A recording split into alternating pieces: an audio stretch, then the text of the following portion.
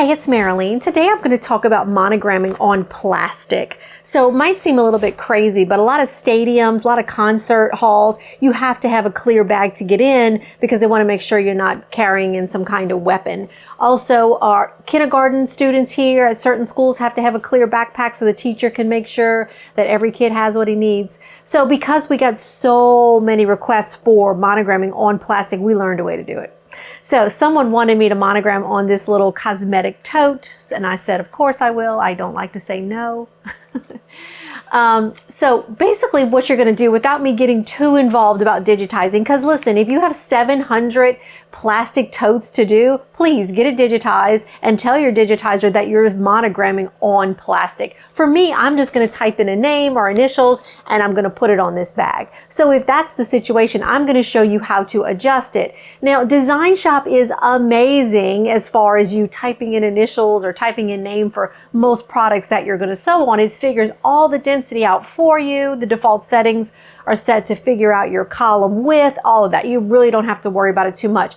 But when you have a different situation like the extreme, like you're sewing on plastic, I'm going to turn those default settings off and I'm going to adjust the density myself. I'm going to make the density higher because the higher the density, the more stretched out the stitches would be. So you can imagine if I was putting a line on this bag and I just use the default settings, it's going to keep putting a hole right there. And then when I'm finished, I would just be able to pop that right out of the bag because basically it's cutting as it's going down. So what I'm going to do is I'm just going to take the stitches and stretch them out a little bit. Yes, you will see the bag through the monogramming, but most people who wanted it monogrammed didn't care. They just wanted it monogrammed.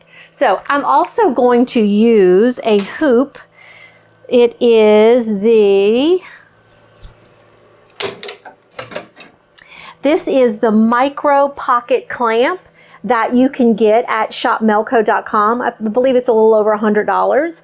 And you can see that I have the cap driver on. So these clamps work when you have the cap driver on. When you clip on a hat, you clip 3 times. 1, 2, and then at the bottom. But here, you're just going to clip in at the top. It's great for clamping things that are tough to hoop.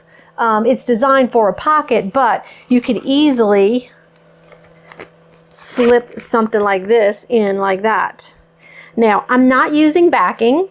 I am using a 7511 ball point needle, and I'm going to push it all the way. And what I'm going to try to do is I'm just going to try to center it in the hoop. So I'm making sure the same side here, have the same amount of space here, about like that. Okay, and then when I'm happy with this, I'm going to go ahead and I'm going to turn this knob, which is going to tighten down. Now, I will show you the settings that I did at the end of the video. I'll show you what I did in Design Shop. So I'm just going to turn this knob and we're going to put it on the machine. If you're somewhere and someone wants to know if you can monogram something, if you can stick your fist inside of it like this, you can most probably monogram. We have the smallest arm in the industry, but want to make sure you can at least get your fist in there. This is tight, but I can do it. So that told me that I could do it. So I'm going to slip this on.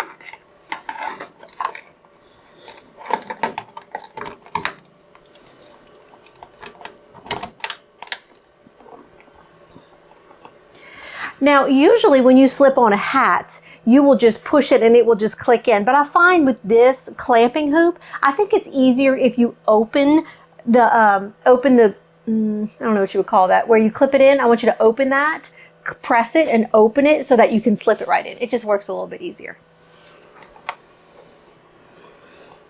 All right, so I'm just going to go to center of the hoop. So that's going to be this one and this one with my design.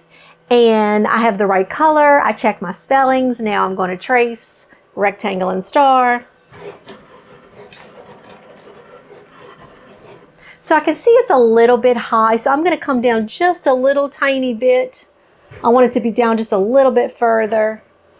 Trace it out one more time.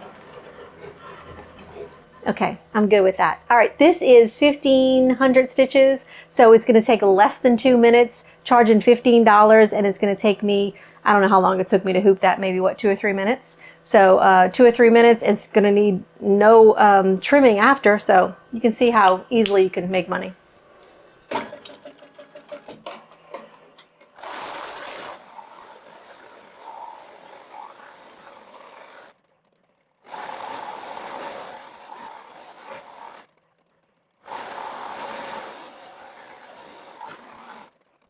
All right, it's all done.